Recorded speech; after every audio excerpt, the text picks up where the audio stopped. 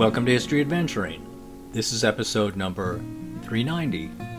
I'm Brad Hall, and today we're looking at the advantages and disadvantages of living in a small town, Phoenix, Arizona. When I moved back to Phoenix from Los Angeles in 1989, I had to put on a brave face about the move and not complain about it. The reality was that LA proved too much for this man, and when I got laid off from a great corporate job, I took a good look around me and I didn't like the big city. So I moved back to a small town, Phoenix. Now wait a minute, I don't mean that Phoenix had a tiny population in 1989, but it sure wasn't LA, and the attitudes of the big city versus a small town were obvious.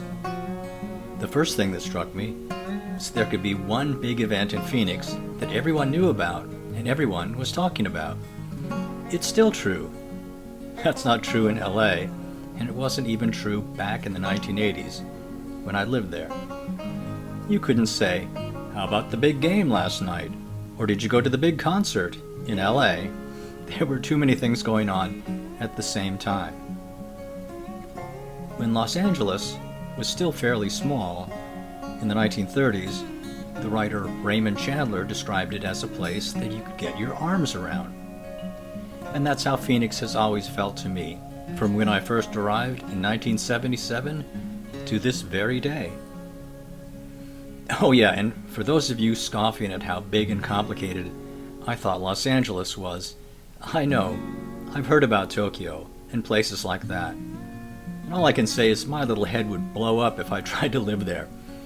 At least in Los Angeles, I could speak the language, most of the time, which was partly English and partly Spanish. There were many other languages, of course, but I got by all right. A disadvantage of living in a small town is that there are fewer employment opportunities, and they're all interconnected. I was in the banking industry in Phoenix, and believe me, if I had made a mistake, I would have never been able to work in that town again. Well, that industry. In Los Angeles, everything shuffled around so much that unless you were a big movie star in Hollywood, nothing mattered. You could always find work. I don't want to go on, but in Los Angeles, I was used to being able to buy anything immediately, even for my obscure foreign car. But in Phoenix, parts had to be shipped in from, you guessed it, Los Angeles. And you could find any type of food, any type of restaurant, from anything to anything. In Phoenix, I went to a Chinese restaurant that served what they claimed to be Chinese food, and I had to let it go. I'm really not that fussy anyway.